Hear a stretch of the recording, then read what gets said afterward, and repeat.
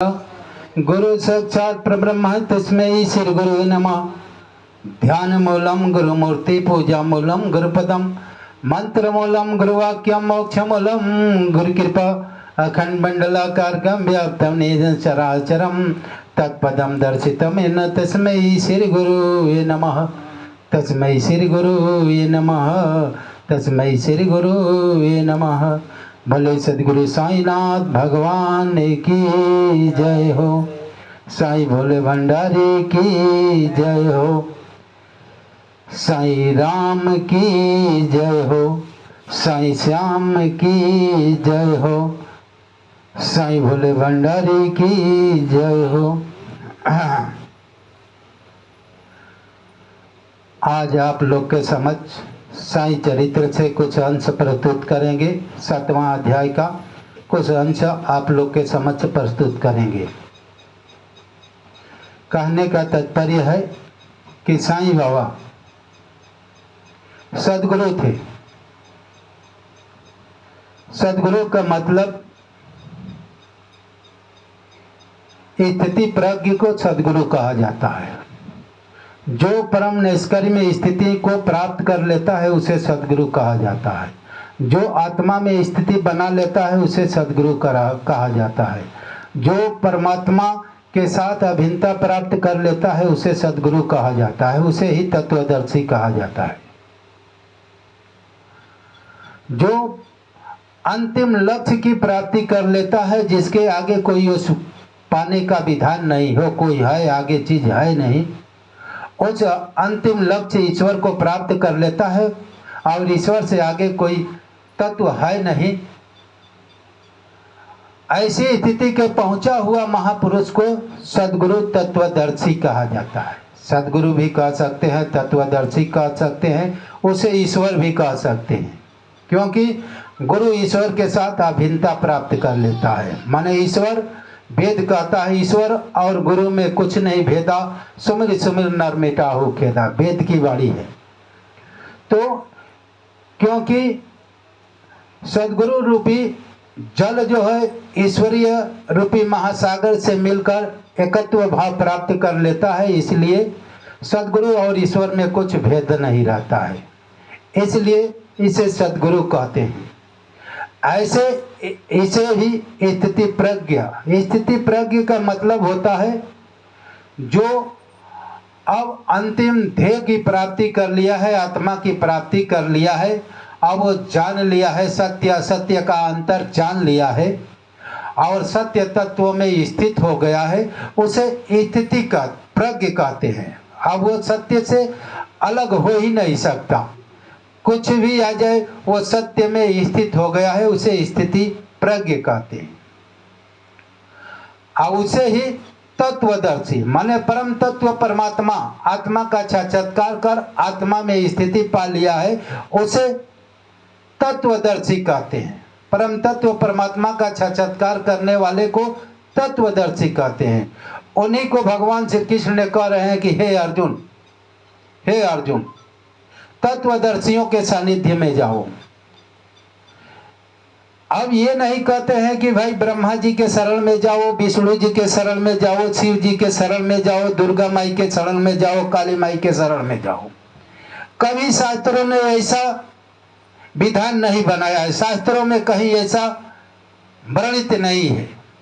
शास्त्रों में सदगुरु के शरण में जाओ, गुरु के शरण में जाओ और तत्वदर्शियों के सानिध्य में। तद्यधि परिपातेन परिप्रच्छन्नेन सेवया उपदेशान्ति ते ज्ञानिनां तत्वदर्शिना। हे अर्जुन, तत्वदर्शियों के सानिध्य में जा, परिपात होकर साष्टांग दंडवत प्रणाम कर, अनन्य भाव से सेवा शुश्रूषा कर कर उस आत्मा परमात्मा रूपी तत्व ज्ञान को जान। जिस ज्ञान को जानकर तुम मोहित नहीं होगा, संसार सागर को पार होकर अपने को भवबंधन से छुटकारा पाएगा, मुक्त पाएगा।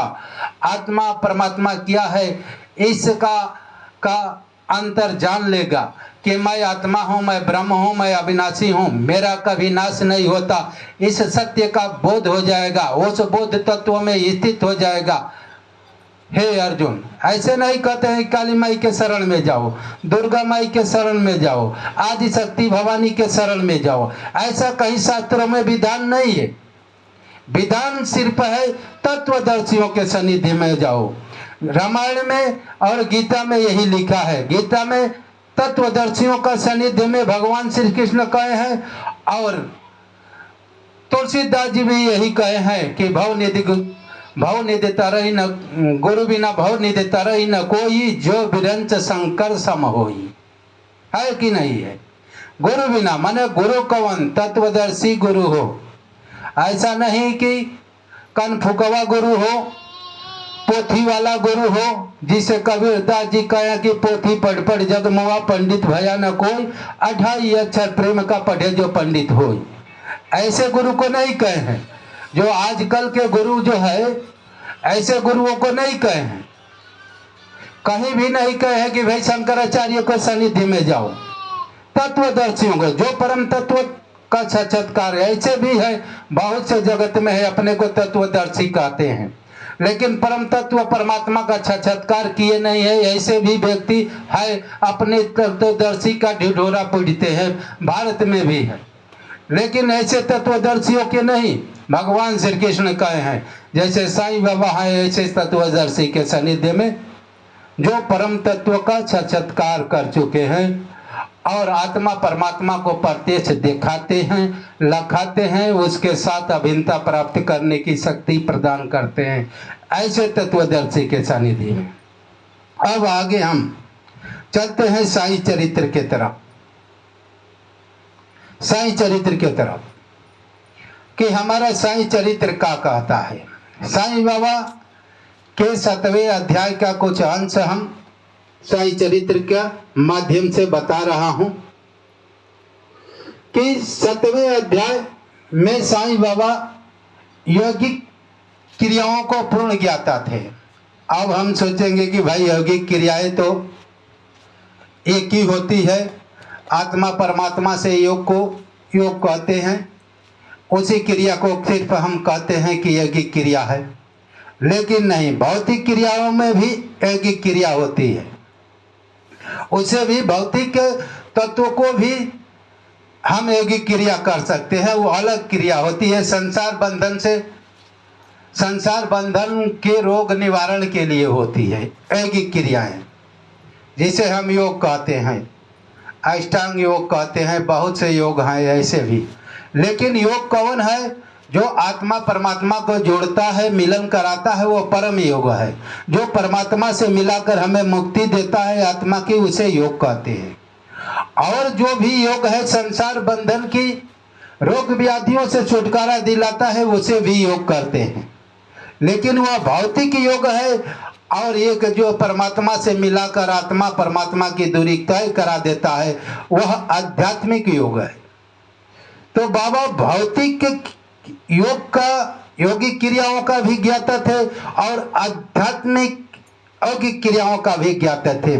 दोनों विद्याओं में प्रांगत थे, लेकिन साईं चरित्र में दोनों विद्याओं का वर्णन नहीं दिया गया है, इसलिए मैं बता रहा हूँ कि साईं चरित्र में सिर्फ यौगिक क्रियाएं लिखी गई है, यानी यौगिक क्रिया भौतिक क्रिया, आध्यात्मिक योग क्रिया का वर्णन यहाँ पर नहीं दिया जाता है। इसलिए मैं आध्यात्मिक योग क्रिया का भी वर्णन आप लोग के समक्ष प्रस्तुत किया हूँ, जिसे आप लोग अभी अभी साईं चरित्र से आप लोग सुनेंगे कि यौगिक क्रियाएं कैसे बाबा करते थे। भौतिक क्रिया आंतें स्वच्छ करने की क्रिया। प्रति तीसरे दिन बाबा मस्जिद से पर्याप्त दूरी पर एक बट वृक्ष के नीचे किया करते थे। एक अवसर पर लोगों ने देखा कि उन्होंने अपनी आंतों को उदर से के बाहर निकालकर उन्हें चारों ओर से स्वच्छ किया और समीप के वृक्ष पर सूखने के लिए रख दिया। देखिए,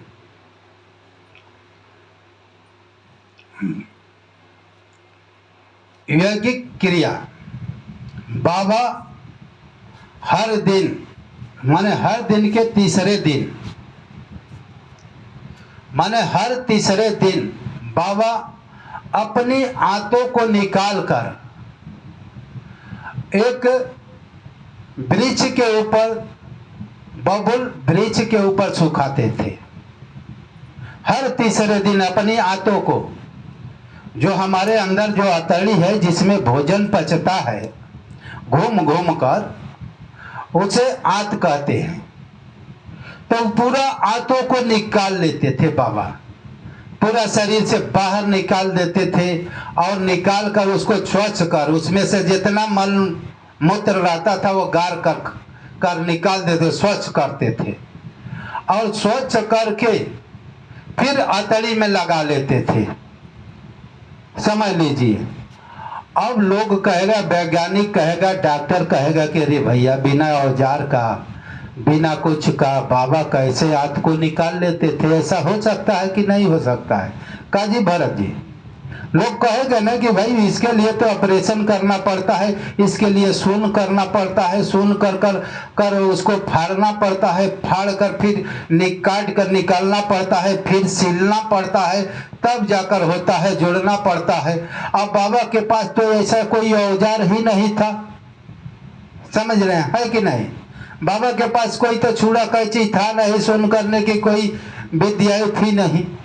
फिर भी बाबा हर तीसरे दिन ये कार्य करते थे, अपने हाथों को बाहर निकाल लेते थे और निकाल कर एक स्वच्छ कर पूरा गाड़ कर उसमें से मल जितना था स्वच्छ कर देते थे। जब अतड़ी का मल साफ हो जाता है तो आपके अंदर का भारीपन खत्म हो जाता है। अतड़ी में जब मल फंसता है तो आपके कपार में दर्द होगा, पीठ में दर्द होगा, गैस बनेगा, तमाम तरह की बीमारियां होती हैं। तमाम गैस बनेगा अतड़ी में मल फंसने के कारण, और आंखों से भद्दापन दिखेगा, सर भारी रहेगा, देह भारी रहेगा। ये अतड़ियों का मल के कारण होता है। अतड़ी में जब हमारा मल फंस जाता है, लेटरिन साफ नहीं होता है, तो इसके कारण ये ऐसा रोग होता है। और जब वही अतड़ी साफ हो जाती है तो हमारा मन हृदय खुलासा हो जाता है, मन बुद्धि सही कार्य, आंखें सही दिशा देने लगती है, आंखें सही दिखाई देने लगता है। समझ लीजिए, जब हमारे अतड़ी में मल फंस जाएगा तो ऐसा भारीपन, भद्दापन, असूनापन लगेगा। तो इसे समझ लीजिए कि हमारे अतड़ी में कब्ज हो गया है। तो कब्ज हो गया है तो इसका कब्ज कैसे दूर होगा? इसके लिए कुछ दवाइयाँ साफ करने वाली, पेट साफ करने वाली दवाइयाँ खाना पड़ता है। और जब हम दवाइयाँ खा लेंगे, पेट साफ हो जाएगा, झड़ जाएगा, अतड़ी का साफ मल निकल जाएगा, तो हमको हल्कापन महसूस होगा। और जब हल्कापन महसूस होगा तो हमारी बुद्धि, विवेक, शरीर का सर्कुलेशन, हाथ पैर सब ढंग से चलेगा और हमारे भोजन नियमित रूप से पचने लगेगा और सारी बीमारियां दूर होगी। इसलिए बाबा जो है हर तीसरे दिन अतड़ी को साफ करते थे। आप ये कहेंगे कि भाई पुराने अवस्था में साफ करते होंगे, हाई मशीनरी है ये शरीर। क्या है? एक मशीनरी है। हाई चलते चलते ये भाई हर चीज का, भाई साइकिल भी बुढ़ापा हो जाता है, घर भी ढहने लगता है, कपड़े भी फट जाता है जब इसकी बुढ़ापा आती है। तो ये भी शरीर एक नकली वस्त्र है। अब भाई ज्यादा दिन टिकाऊ में वस्त्र नहीं है, इसको भाई तनी पंचर संचर साट वेट कर भी तो चलना पड़ेगा बुढ़ापा में, है कि नहीं? तो बाबा ये यौगिक क्रियाएं, इसलिए अतड़ी में मल फंस जाता होगा, इसलिए वो ऐसा करते होंगे। भाई अब ये सोचेंगे, लोग कहेंगे कि भाई कैसे कर लेते हैं ये चीज? ऐसा तो विज्ञान इसका पुष्टिकरण करेगा ही नहीं, विज्ञान कहेगा नहीं कि वो हाथों के द्वारा कैसे कर सकते हैं। लेकिन हम आप लोग को बता रहा हूं, क्योंकि जहां से विज्ञान शुरू होता है, समाप्त होता है, वहां से अध्यात्म शुरू होता है।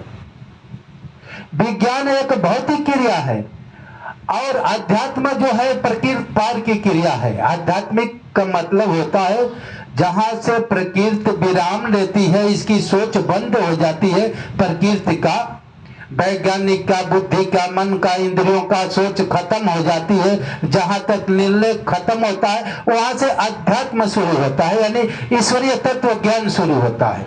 यानी परमात्मा ज्ञान शुरू होता है।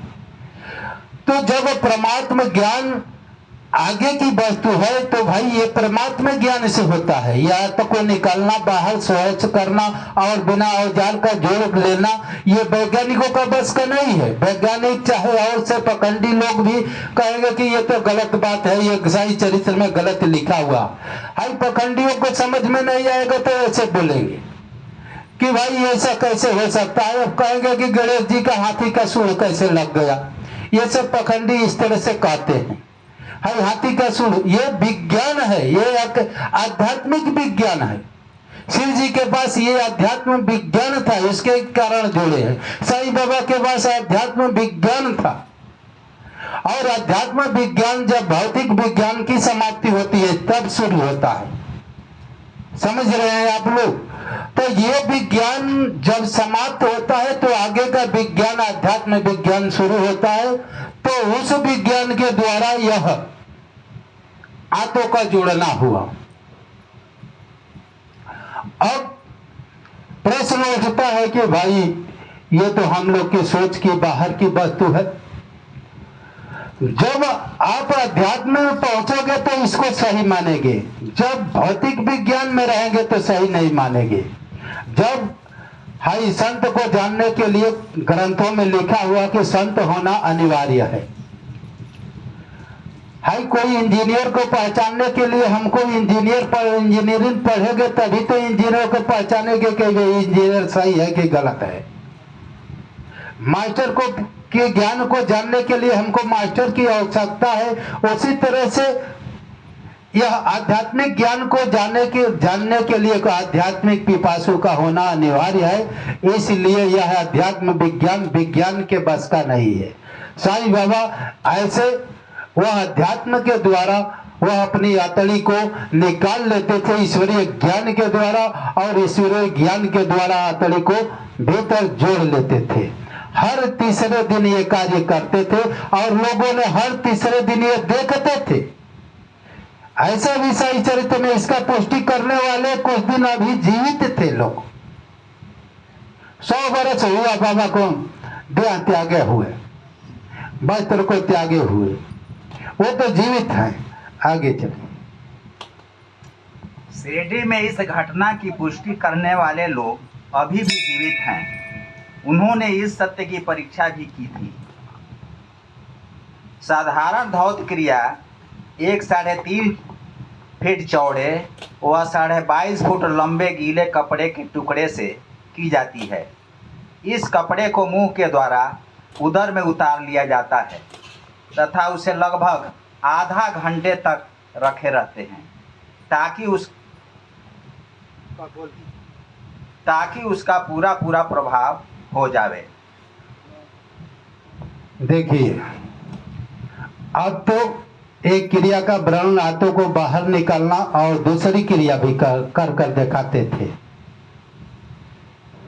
3.5 इंची चौड़े कपड़े को फाड़कर 22.5 इंच लंबा कपड़ा, और कैसे ये क्रिया भौतिक क्रिया किया जाता है? नाकों के द्वारा, मुंह के द्वारा आंतों में उतारा जाता है।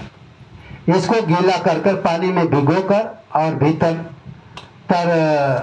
लगाया जाता है। आंतों में ये कपड़ा पहुंच जाता है 22.5 मीटर, और उसे आंतों में पहुंचने के कुछ समय के बाद, आधे घंटे के बाद, इसको धीरे धीरे मुंह के द्वारा फिर बाहर निकाला जाता है, जिससे आंतड़ी जितने हैं साफ हो जाए, प्रभावित हो जाए, और निकाल कर फिर साफ हो जाता है।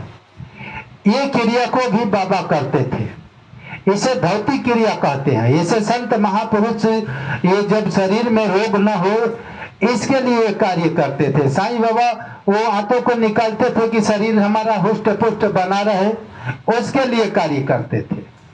ये संत महात्मा ये हजारों बरस पहले से ये कार्य किए हुए हैं।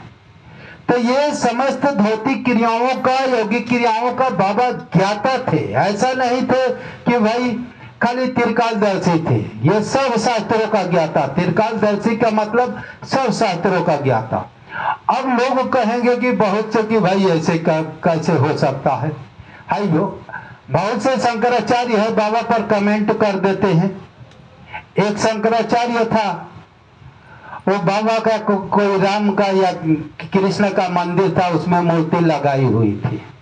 अभिमुक्तेश्वरानंद छिंदवाड़ा में मध्य प्रदेश में। तो वहां पर गया उद्घाटन के लिए, उसमें बाबा का मूर्ति को देखा, उसने आग बबूला हो गया। आग बबूला होकर वो कहा कि ये मंदिर अशुद्ध हो गया है। कहा कि मंदिर अशुद्ध हो गया। देखिए कितना उसके अंदर अशुद्धि है, समझ लीजिए। अशुद्ध हो गया है, गंगा जल से लाकर धो। बाबा के चरणों से गंगा जल निकलता। साई चरित्र में वर्णन है। दासगणों ने कहा कि मैं प्रयाग गंगा स्नान करने, त्रिवेणी स्नान करने जा रहा हूं, आप मुझे आशीर्वाद दीजिए कि मैं त्रिवेणी नहा कर आऊं। तो बाबा ने कहा कि भाई इतनी दूर क्यों भटकने की क्या जरूरत है, तुम्हारा प्रयाग तो यहीं पर है, थोड़ा आशीर्वाद ले लो, तो जाना है तो जाओ। तो बाबा के चरणों में जब दासगण उनका भक्त झुकता है, तो उसी में से धार प्रवाहित गंगा जमुना के सरस्वती की धार प्रवाहित चरणों से हो जा रही है, और दासगण नहा ले रहा है। अब इसको तो भाई मुक्तेश्वरानंद कहेगा कि भाई ये सब झूठी बात है, क्योंकि वह व्यक्ति जो है आध्यात्मिक जिज्ञासु नहीं है, जो आत्मा परमात्मा को जानने वाला व्यक्ति नहीं है। वो तो सिर्फ पोथी पढ़ा हुआ है, पोथी पढ़े वाला आगे की वस्तु को नहीं जानते हैं।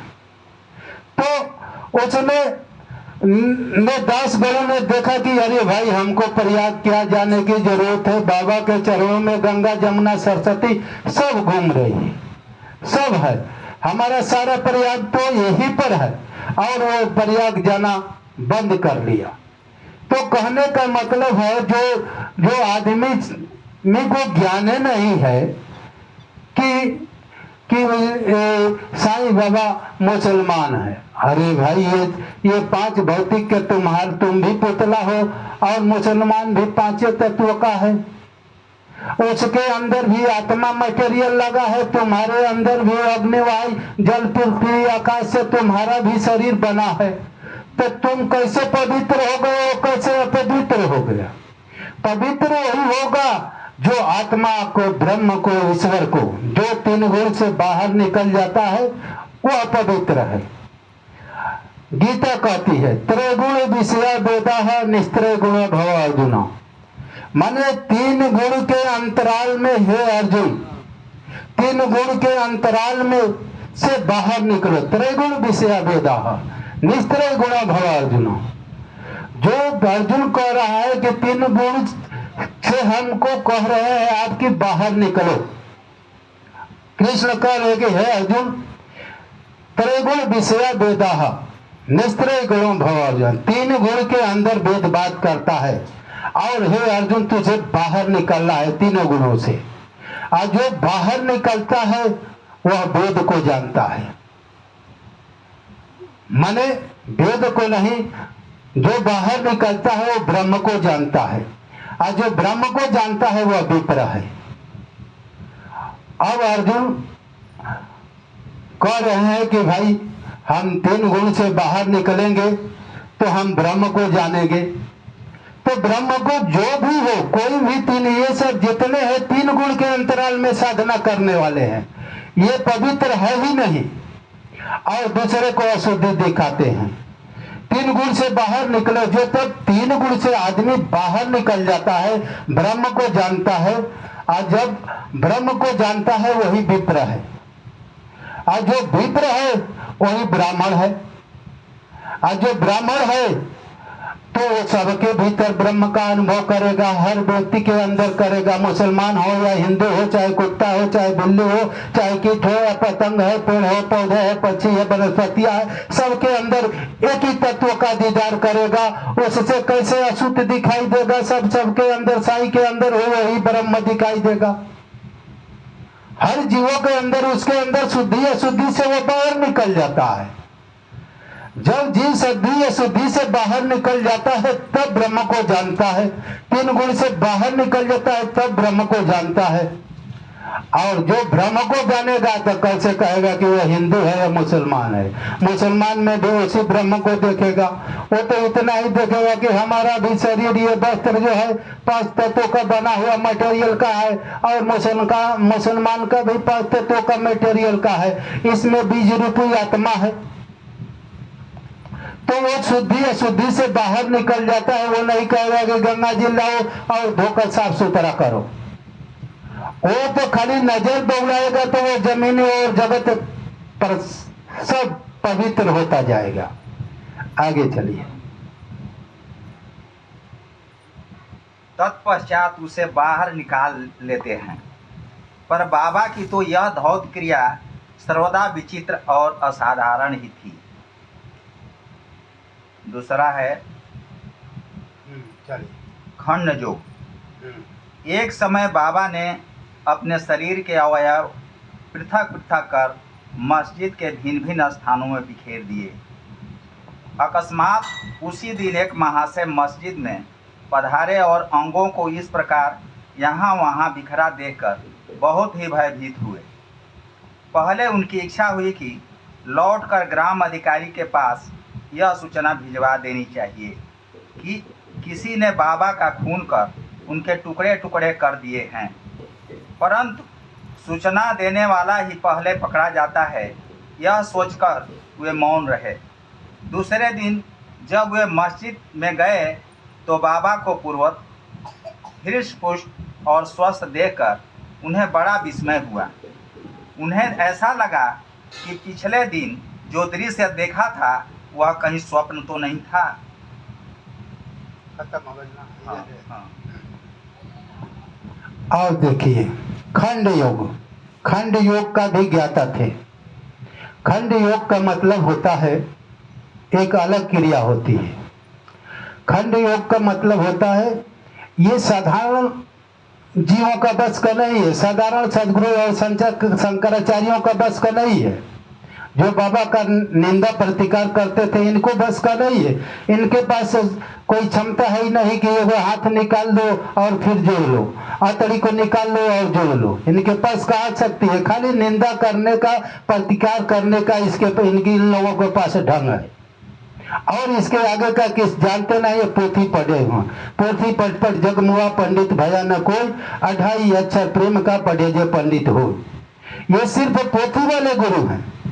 ये अपने एक उंगली को काट कर जोड़ने की क्षमता इन लोगों के पास नहीं है। लेकिन बाबा का देखिए पूरे अंगों का खंड योग का मतलब कि गाला को कहीं अलग काट दो, या धड़ को गर्दन को अलग रख दो, हाथ को अलग रख दो, पैर को अलग रख दो, घुटना को अलग रख दो, धड़ को अलग रख दो।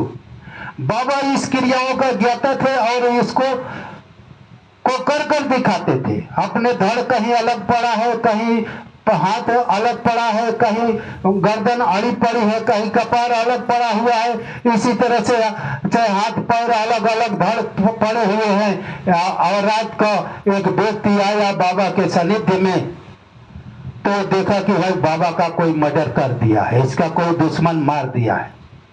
और मार दिया है तो उसने कहीं किसी से नहीं कहता है, डर जाता है कि भाई पहले सूचना देगा कि बाबा का कोई मर्डर कर दिया तो पहले ही वो पकड़ा जाएगा, क्योंकि पुलिस उसी से जांच पड़ताल करेगी कि भाई तुम कैसे देखे, कौन मारा कौन नहीं मारा, तुम बताओ कैसे देखे, तुम ही हो का। तो पहले वही पकड़ा जाता है। इसलिए वह व्यक्ति जो है चुपचाप डर कर अपने गृह स्थान पर चला गया और चलने के बाद और सवेरे की प्रतीक्षा कर रहा है कि सुबह कब होगा।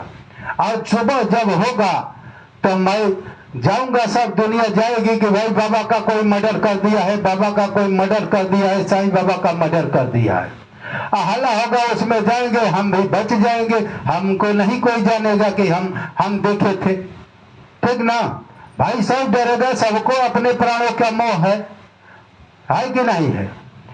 तो वो व्यक्ति देखकर डर गया। सुबह जाता है तो देखता है कि बाबा की आरती हो रही है, हुष्ट पुष्ट दिखाई दे रहे हैं खंड योग। सुबह देखता है कि अरे ये क्या हो गया, ये क्या सपना देखा क्या, अरे ये क्या, ये तो योग अवतार है कह रहा है। समझ रहे हैं? तो बाबा ये जितने बाबा का निंदा प्रतिकार करते हैं उन लोगों में इतनी शक्ति है, इतना शक्ति है तो एक अंगुली काट कर अपना जोड़ कर दिखा दो, मैं चैलेंज करूंगा कि तुम्हारी गुलामी करूंगा। बाबा को तो फट देनी निंदा प्रतिकार करने का तुम्हारे पास समर्थ है, लेकिन उनकी जो महानता है उनके सामने तुम सुई के नोक के बराबर नहीं हो। हम इस चैनल से इसलिए दे रहा हूं कि निंदा संत हो तो निंदा प्रतिकार मत करो किसी संत का, जो महान है, जो आत्मा को परमात्मा को दिखाता है, लखाता है, मुझे योगी क्रिया कराता है, मुझे साधना कराता है। मैं जानता हूं कि साईं क्या है। जब साईं का भक्त होकर देखोगे तब तुम्हें पता चलेगा कि तुम क्या हो। बोलिए सदगुरु साईनाथ भगवान की जय।